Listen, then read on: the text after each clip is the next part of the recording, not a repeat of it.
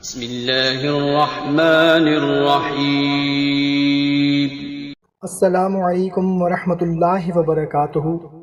محترم خواتین و حضرات، آج کی ویڈیو میں آپ کو حضرت محمد صلی اللہ تعالی علیہ وسلم کے فرمائے گئے 4 ایسے اعمال کے بارے میں بتانے لگا ہوں کہ اگر آپ ان کو رات کو سوتے وقت پڑھ لیں تو آپ کی دنیا و آخرت انشاءاللہ عز و جل سنور جائے گی۔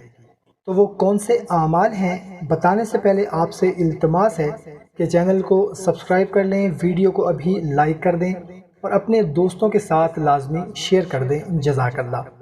تو پہلا عمل ہے، آپ نبی کریم صلی اللہ تعالی علیہ وسلم نے فرمایا، جب تم اپنے پہلو بستر پر رکھ کر سورہ فاتحہ اور سورہ اخلاص پڑھ لو گے تو موت کے علاوہ ہر چیز سے امان میں آ جاؤ گے۔ سبحان اللہ۔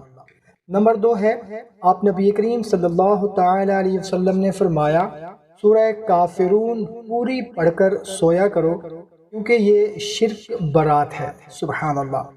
نمبر 3 ہے، آپ نبی کریم صلی اللہ تعالی علیہ وسلم نے فرمایا، جو کوئی بستر پر آتے وقت 3 مرتبہ یہ پڑھ لے، استغفر اللہ العظیم الذی لا الہ الا هو الحی القیوم وَأَتُوبُ إِلَيْهِ، اللہ تعالیٰ اس کے گناہ بخش دیتا ہے، اگرچہ سمندر کی جھاگ کے برابر ہی کیوں نہ ہو، اگرچہ دنیا کے ایام کے برابر ہوں، اگرچہ درختوں کے پتوں کے برابر ہوں، اگرچہ ٹیلوں کی ریت کے ذرات کے برابر ہوں۔ سبحان اللہ۔